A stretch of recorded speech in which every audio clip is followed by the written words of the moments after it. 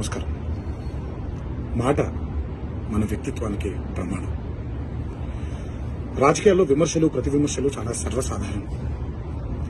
ఆ విమర్శలు ప్రతి విమర్శలు ప్రజా సమస్యల మీద జరగాలి, కానీ వ్యక్తిగత దూషణలు లేదా వ్యక్తిగత విమర్శలు ఉండకూడదు.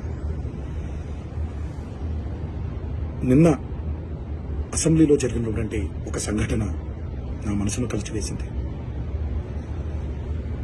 ఎప్పుడైతే మనం ప్రజా సమస్యల్ని పక్కన పెట్టి వ్యక్తిగత దోషణలకి దిగుతున్నామో, ముఖ్యంగా మన ఆడపడుచుల గురించి పురుష పదజాలంతో మాట్లాడుతున్నామో, అది ఒక అరాచక పరిపాలనకు నాంది పలుకుతుంది.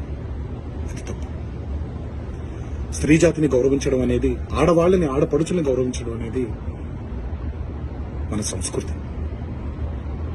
మన నవనాడుల్లో, మన జవజీవాల్లో, మన రక్తంలో ఇమిడిపోయినటువంటి ఒక సాంప్రదాయం.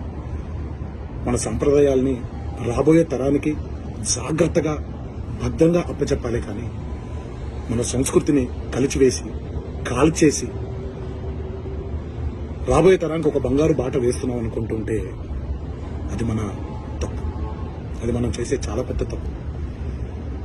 ఈ మాటలు నేను ఇలాంటి ఒక వ్యక్తిగత దోషణకి గురైనటువంటి ఒక కుటుంబానికి చెందిన సభ్యుడిగా మాట్లాడట్లేదు. ఈ మాటలు నేను ఒక కొడుకుగా, ఒక భర్తగా, ఒక తండ్రిగా, ఈ దేశానికి ఒక పౌరుడిగా, సాటి తెలుగువాడిగా మాట్లాడుతున్నాను. రాజకీయ నాయకులందరికీ ఒకటే విన్నపం: దయచేసి ఈ అరాచక సంస్కృతిని ఇక్కడితో ఆపేయండి. ప్రజా సమస్యల మీద పోరాడండి.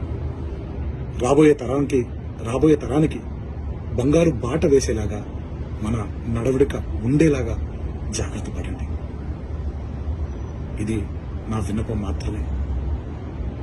ఇది ఇక్కడితో ఆగిపోతుందని మనసారా కోరుకుంటూ సెలవు తీసుకుంటున్నాను.